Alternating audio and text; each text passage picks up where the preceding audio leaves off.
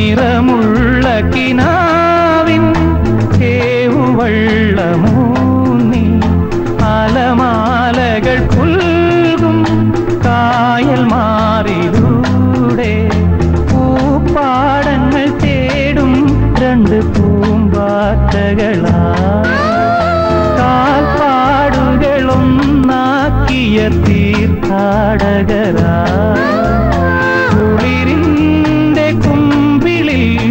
ഇനിയും മരന്തമായി ഊറി വന്ന ശിശിരം നമ്മൾ പൂങ്കാറ്റിനോടും കിളികളോടും കഥകൾ ചൊല്ലി നീ കളികൾ ചൊല്ലി കാട്ടുപൂവിൻ കരളിനോടും നീ നിഴലായി അലസമലസമായി അരികി